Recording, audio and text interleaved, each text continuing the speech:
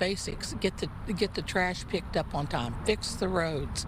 Do something. Well, this is a Metro issue, but do something with Metro so that it doesn't take 2 hours to get to the medical center. If you fix drainage in our communities, I think we'd be pretty excited. Messages to the next leader of our city from the grassroots. There are now just 23 days until Houstonians pick a new mayor, and we have new poll numbers to report from the University of Houston's Hobby School. They tell us State Senator John Whitmire and Congresswoman Sheila Jackson Lee remain well ahead of the pack and appear almost certainly headed to a December runoff. Panel, is anyone surprised former Metro Chair Gilbert Garcia hasn't made up much ground despite a significant media buy? Charles? I'm sorry, I was paying attention to that. Yeah, a little bit, because I've been getting so many mailers. I think I mentioned this to you before. I'm probably getting like 5 or 6 from Gilbert Garcia a week.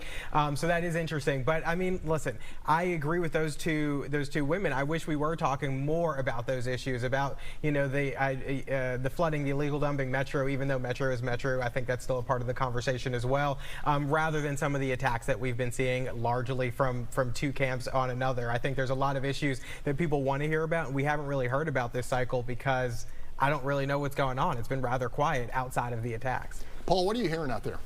I think what people are really attaching to is Whitmire's message. He stayed very much on message around fixing city services and taking care of the police and firefighters. And when that's the message, safety, city services, I think that is making people say, oh, that's the person I want to support. All right, I make about 5 or 6 calls when I'm trying to figure out what's going on. 2 of them are immediately to Bill King and Gary Powell, and Charles is third. Bill, how do you see this mayor's race?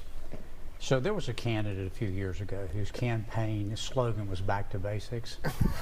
I remember that. and he came pretty close to winning, as I recall. Look, I think that the people of Houston, our city services are so awful. I mean, it's just water mains breaking every way, potholes every place. You know, in some neighborhoods in town, the illegal dumping is just an embarrassment. Look, we need somebody to get in there and actually run the city. I have not seen Sheila run a single ad except something negative about John Whitmire. She's given me no reason to say she has any clue about how to fix these things or what she's going to do.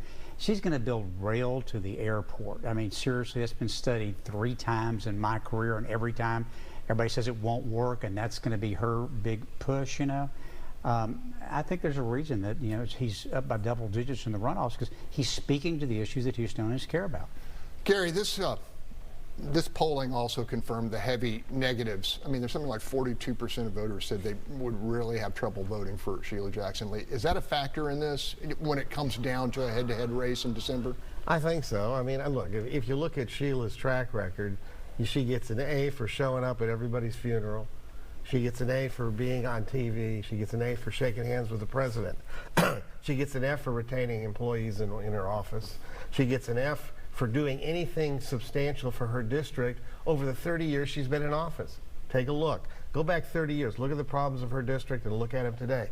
There's no difference. She's accomplished nothing. That's just a fact. In terms of the race, it's interesting. There's still a lot of people undecided.